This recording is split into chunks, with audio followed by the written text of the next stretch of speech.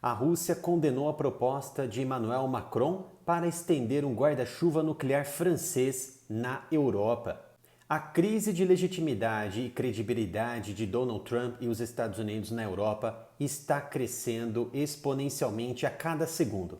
Após Donald Trump se reaproximar de Vladimir Putin, da Rússia, para iniciar uma negociação para um fim da guerra na Ucrânia, para um acordo de paz, um cessar-fogo na Ucrânia, sem a presença dos europeus, que tanto ajudaram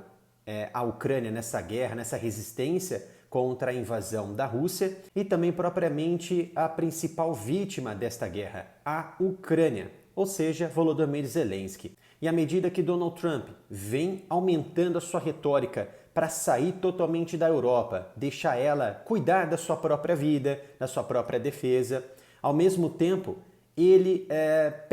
solicita que esses membros da Organização do Tratado do Atlântico Norte, a OTAN, eles aumentem a sua defesa em 2% do PIB para que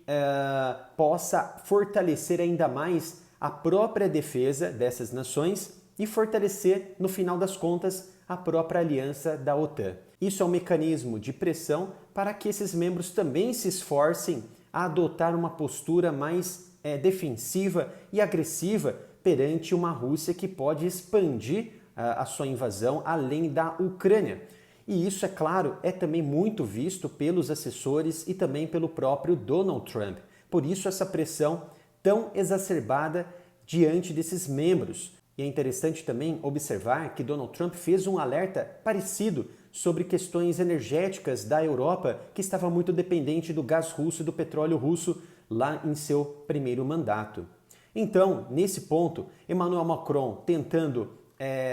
ganhar alguma espécie de alternativa com a ausência futura, possível ausência futura ou saída dos Estados Unidos, da OTAN ou da Europa,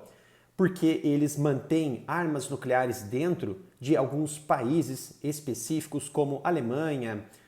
como Itália, como Turquia. Então, diante desse caos, dessa crise entre as duas partes, Europa e Estados Unidos, Macron vem trabalhando na possibilidade, na alternativa de expandir, criar um guarda-chuva nuclear francês em outras nações que fazem ali fronteira ou não com a Rússia. Por exemplo, a Alemanha. Quais sistemas eles seriam implantados ali, por exemplo, na Alemanha? Caças de ataque, caças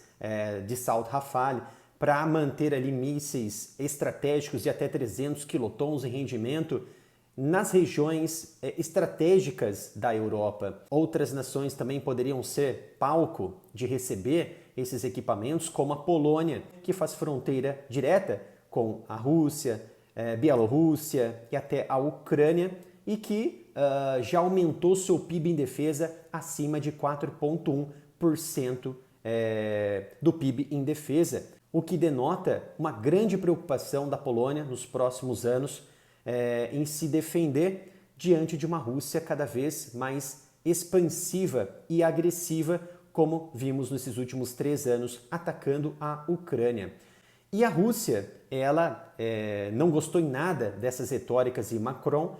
e Dmitry Peskov, o porta-voz do Kremlin, porta-voz de Putin, destacou que a Europa realmente quer continuar essa guerra, que Emmanuel Macron, com suas retóricas, torna a Europa num estado de perigo e que pode ameaçar também a hegemonia e a soberania da Rússia diante dessas retóricas belicistas nucleares de Emmanuel Macron. E quem se manifestou também foi